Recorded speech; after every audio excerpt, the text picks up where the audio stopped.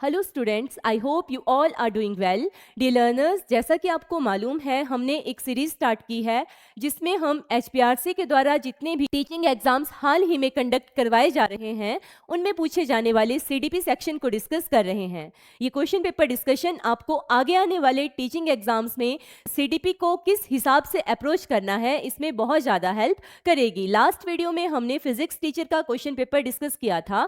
आज के इस वीडियो में हम डिस्कस करेंगे बायोलॉजी टीचर का जो एग्जाम 26 जून को कंडक्ट करवाया गया उसमें पूछे गए क्वेश्चंस को। तो चलिए शुरू करते हैं क्वेश्चन नंबर 1 के साथ। पहला क्वेश्चन था, a student is struggling with adjusting to new academic system, seeks help to understand grading policies and study expectations, what type of guidance is most appropriate.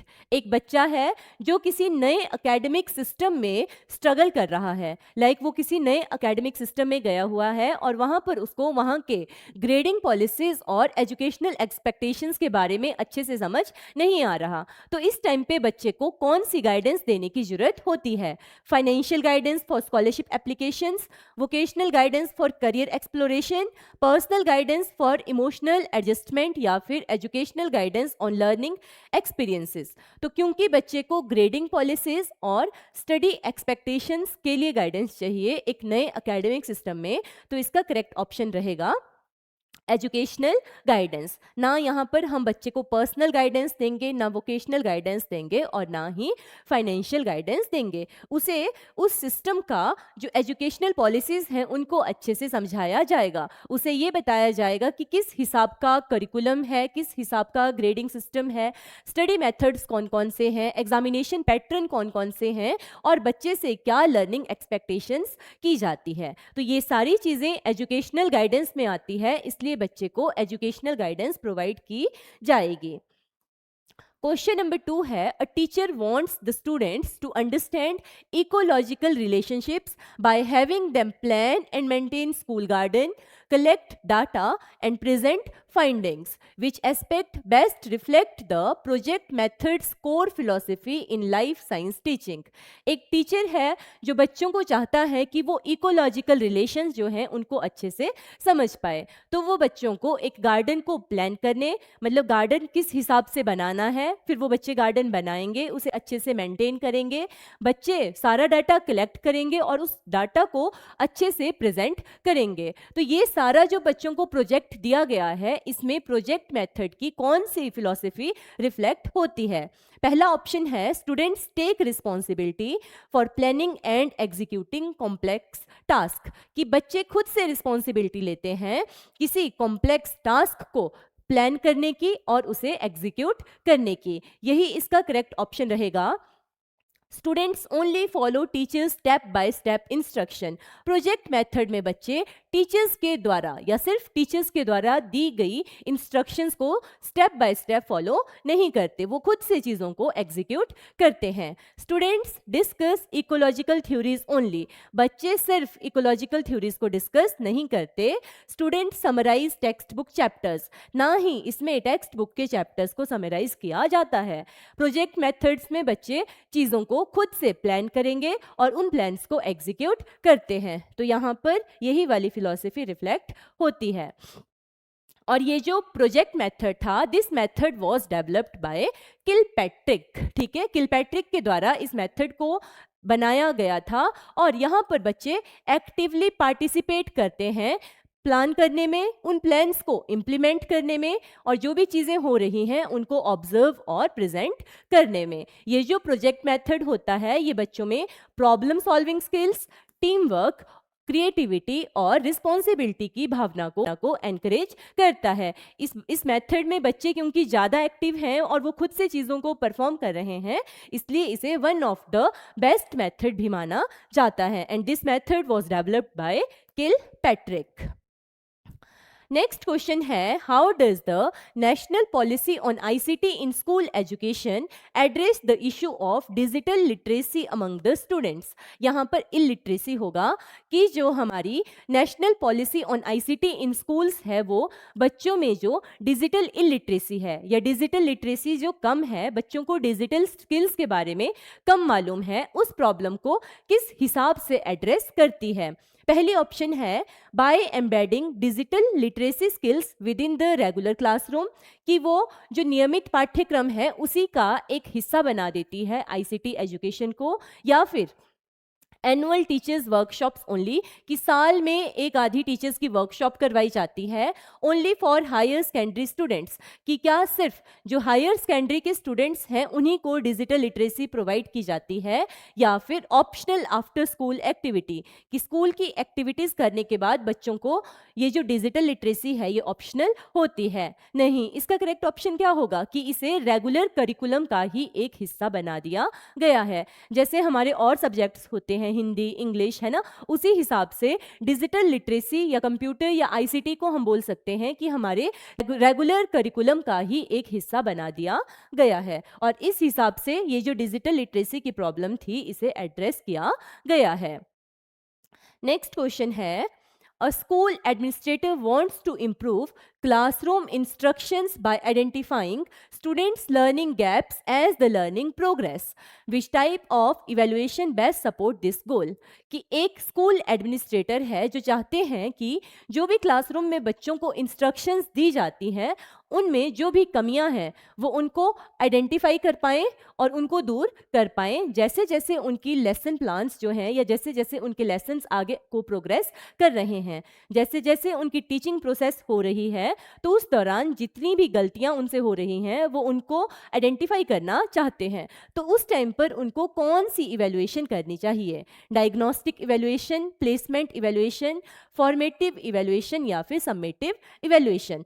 तो इसका करेक्ट ऑप्शन रहेगा formative assessment या formative evaluation, कि अगर आप teaching के दौरान जितनी भी गलतियां हो रही हैं या जितने भी लूप होल रह रहे हैं उनको ठीक करना चाहते हैं तो उस टाइम पर फॉर्मेटिव असेसमेंट की जाती है। फॉर्मेटिव असेसमेंट से लगभग हर एक एग्जाम में एक ना एक क्वेश्चन जरूर पूछा गया है, और ये जो फॉर्मेटिव असेसमेंट होती है ये एक कॉन्टिन्यूअस प्रोसेस होती है। जैसे जैसे आप पढ़ाते रहोगे तो हर एक चैप्टर के बाद आप बच्चों के टेस्ट लेते रहोगे, और जो भी आपको लगता है कि लूप होल्स रह रहे हैं आपकी टीचिंग में आप उन लूप होल्स को दूर करते जाओगे। So the correct option is formative evaluation. Question number 5 है, when a counsellor adapts strategies from various counselling theories to address the unique situation of each client, which principle of eclectic approach is demonstrated? कि जब एक counsellor अलग अलग counselling की theory से जो उसको चीज़ें अच्छी लग रही हैं उनको क्लाइंट के हिसाब से उठाकर उस क्लाइंट पे अप्लाई कर रहा है, तो उस टाइम पर वो इलेक्टिक काउंसलिंग का कौन सा मेथड अप्लाई कर रहा है?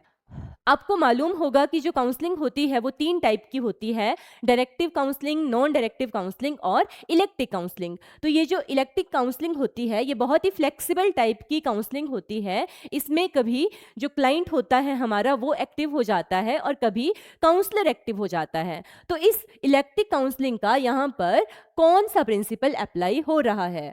Strict adherence to one counselling theory, कि क्या इलेक्टिव काउंसलिंग में सिर्फ एक काउंसलिंग थ्योरी के ऊपर ही जोर दिया जाता है? नहीं। फिक्स्ड सीक्वेंस ऑफ इंटरवेंशंस, नहीं, इसमें कुछ भी फिक्स नहीं होता। डिपेंडिंग अपॉन द नीड हम कोई भी काउंसलिंग की थ्योरी अप्लाई कर देते हैं। ओनली वन काउंसलिंग टेक्निक, नहीं। Flexible in applying diverse counselling strategies, ये जो इलेक्टिव काउंसलिंग होती है ये बहुत ही फ्लेक्सिबल होती है।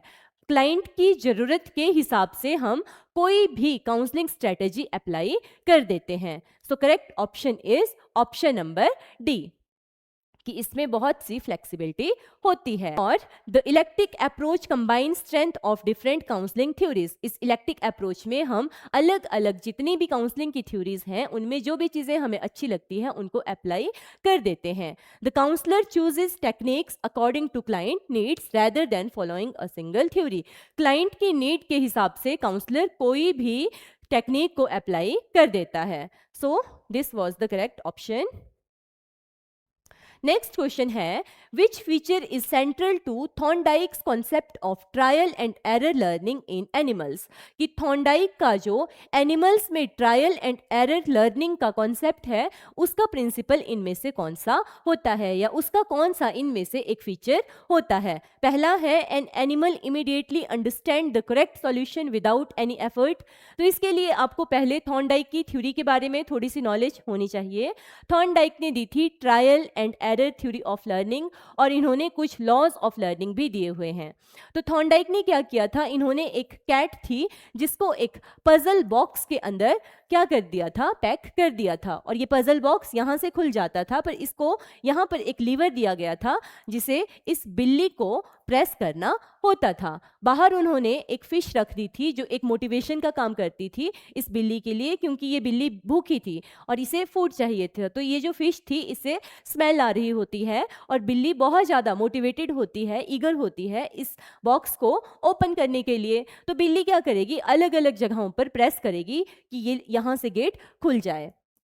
तो बिल्ली ने खूब सारे ट्रायल्स किए और खूब सारी गलतियां की इस गेट को खोलने के लिए। फिर एंड में क्या होगा कि वो इस पॉइंट पे प्रेस कर देगी और ये गेट ओपन हो जाता है और बिल्ली को मछली खाने के लिए मिल जाती है।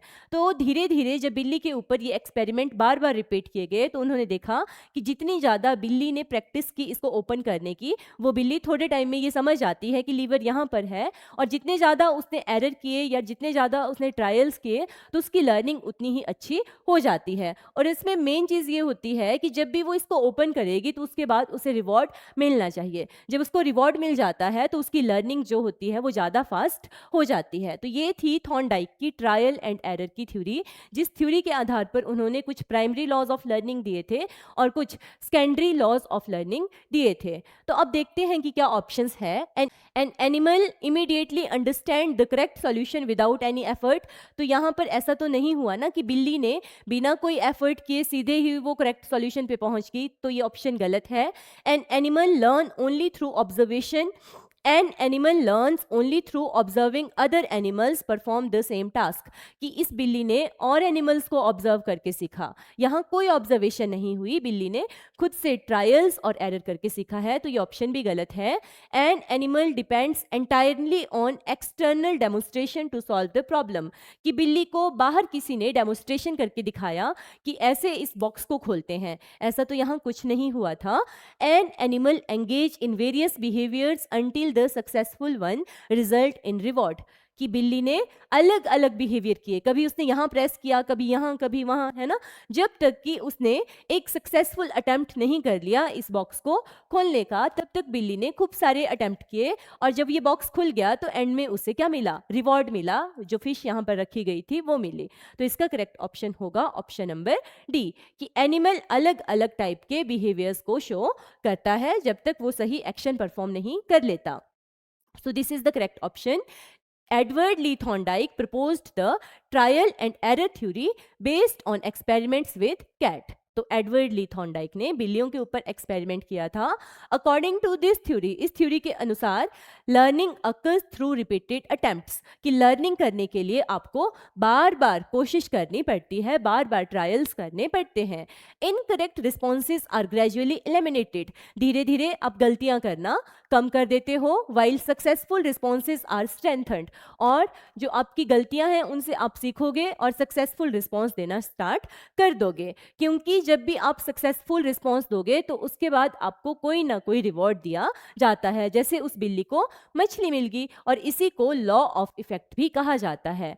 ऐसे एक्शंस जिनके बदले में आपको रिवॉर्ड मिलेगा वो एक्शन स्ट्रेंथन हो जाते हैं, और ऐसे बिहेवियर्स जिनको करने के बाद आपको कोई रिवॉर्ड नहीं मिलता वो बिहेवियर्स धीरे धीरे एलिमिनेट हो जाते हैं। तो ये थी एडवर्ड ली थॉर्नडाइक की ट्रायल एंड एरर की थ्योरी, और इस थ्योरी के अनुसार एक एनिमल अलग अलग बिहेवियर्स में एंगेज होता है जब तक कि वो सक्सेसफुल अटेम्प्ट करके रिवॉर्ड्स को हासिल नहीं कर लेता।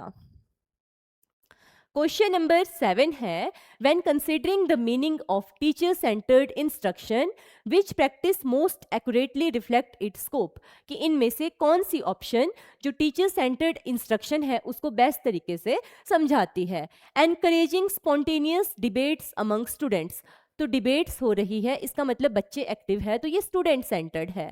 Planning lessons collaboratively with all students, बच्चे कोलैबोरेट कर रहे हैं, तो ये भी टीचर सेंटर्ड में नहीं होता। Assigning student led research activities after class, बच्चों ने लीड किया है इसमें, तो ये ऑप्शन भी गलत होगा, हमें देखना है teacher centred. Delivering structured lessons with clear objectives, कि टीचर्स स्ट्रक्चर्ड लेसन्स को डिलीवर करते हैं और उनके ऑब्जेक्टिव्स क्लियर रहते हैं। तो टीचर सेंटर्ड एजुकेशन या टीचर सेंटर्ड इंस्ट्रक्शंस में मेन चीज़ क्या होगी कि टीचर अपने हिसाब से लेसन्स को डिलीवर करेंगे, उन्होंने अपने हिसाब से लेसन्स को स्ट्रक्चर किया हुआ होता है और उन टीचर्स के कुछ क्लियर ऑब्जेक्टिव्स होते हैं। तो टीचर सेंटर्ड के हिसाब से अगर देखा जाए तो ये ऑप्शन डी ही सबसे ज़्यादा करेक्ट होती है। नेक्स्ट क्वेश्चन है, when an educator uses concept maps to help students organize and relate information, what primary learning strategy is best implemented? कि जब एक टीचर कॉन्सेप्ट मैप्स को बनाकर बच्चों को जो अलग अलग कॉन्सेप्ट्स हैं उनको ऑर्गेनाइज करना और उनको रिलेट करना सिखाता है, तो उस टाइम पर वो कौन सी लर्निंग स्ट्रेटजी को इम्प्लीमेंट कर रहा होता है? Encouraging visual representation of knowledge, हाँ जी। प्रोवाइडिंग डिटेल्ड वर्बल एक्सप्लेनेशन, जब कॉन्सेप्ट मैप्स बन रहे हैं तो वर्बल एक्सप्लेनेशन की बात नहीं होगी। Assigning lengthy multiple choice questions, no. Focusing only on drill and repetition, नहीं। इसका करेक्ट ऑप्शन होगा कि कॉन्सेप्ट मैप्स बनाकर टीचर बच्चों में विजुअल रिप्रेजेंटेशन ऑफ नॉलेज को एनकरेज करता होता है, तो इसका करेक्ट ऑप्शन रहेगा option number A. Question number 9 है, in a lesson focusing on listening for gist, कि टीचर बच्चों को एक पाठ इस उद्देश्य से समझा रहा है कि वो उस लेसन का जो जिस्ट है, जो मुख्य विचार है, ठीक है, मेन आइडिया है, उसको अच्छे से समझ पाए। तो which classroom activity most effectively assesses students ability to capture the general idea of spoken passage, कि एक टीचर है जो चाहता है बच्चों की इस एबिलिटी को चेक करना कि अगर उनको कोई लेसन डिलीवर किया जाता है तो वो कितने इजीली उसका जिस्ट जो होता है, उसका मेन आइडिया जो होता है, उसको वो समझ पाते हैं। तो किस हिसाब से वो चेक करेगा या असेस करेगा कि बच्चे कितने जल्दी चीज़ों को समझ पाते हैं? पहली ऑप्शन है identifying every male speaker in the recording, no. Writing a brief summary after listening once, कि बच्चों को वो एक बारी जो भी लेसन है उसको सुना देगा और बच्चों को बोलेगा कि आप इसकी समरी लिखिए। तो बच्चों ने जो भी समरी लिखी होगी उस आधार पर हम ये समझ जाएंगे कि बच्चे को लेसन कितने अच्छे से समझ आया है। Listing multiple items for collecting data, no. या फिर translating the passage word for word, तो ये ट्रांसलेशन की तो यहाँ पर कोई बात नहीं होगी। इसका करेक्ट ऑप्शन होगा कि जब अगर हम चेक करना चाहते हैं कि बच्चा जिस्ट अच्छे से समझा है या नहीं, तो उसको एक ब्रीफ समरी लिखने के लिए कहा जाएगा।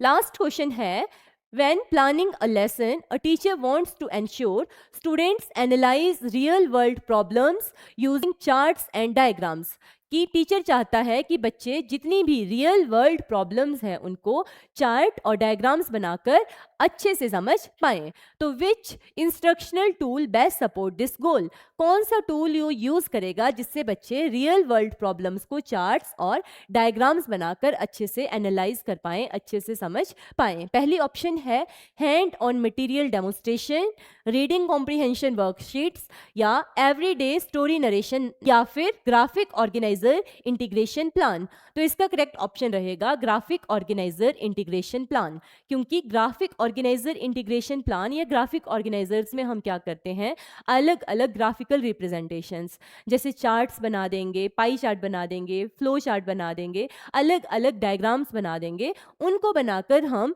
किसी भी डाटा को शो करते होते हैं। तो यहाँ पर रियल वर्ल्ड प्रॉब्लम्स को जब चार्ट्स और डायग्राम्स बनाकर शो किया जा रहा है तो इट मीन्स वो ग्राफिक ऑर्गेनाइजेशन कर रहे हैं। तो इसका करेक्ट ऑप्शन रहेगा ग्राफिक ऑर्गेनाइजेशन प्लान, कि टीचर अगर ये चाहता है कि बच्चे ग्राफ और चार्ट बनाकर रियल वर्ल्ड प्रॉब्लम्स को समझ पाएं तो वो ग्राफिक ऑर्गेनाइजर इंटीग्रेशन प्लान का यूज कर रहा है। ग्राफिक ऑर्गेनाइजर्स क्या होते हैं? फ्लो चार्ट्स हो गए, कॉन्सेप्ट मैप्स हो गए, वेन डायग्राम्स हो गए या फिर माइंड मैप्स हो गए। तो ये सब चीज़ें बच्चों को कोई भी डिफ़िकल्ट जो कॉन्सेप्ट होता है उसे ईज़िली विजुअली रिप्रेज़ेंट करने में और उनका रिलेशन समझने में हेल्प करता होता है। तो ये था हमारा लास्ट क्वेश्चन जो बायोलॉजी टीचर एग्ज़ाम में पूछा गया था। इसकी सेकंड शिफ्ट हम आगे आने वाली वीडियो में डिस्कस करेंगे। डियर स्टूडेंट्स, अगर वीडियो आपके लिए हेल्पफुल रहा है तो please like the video and share it with your friends.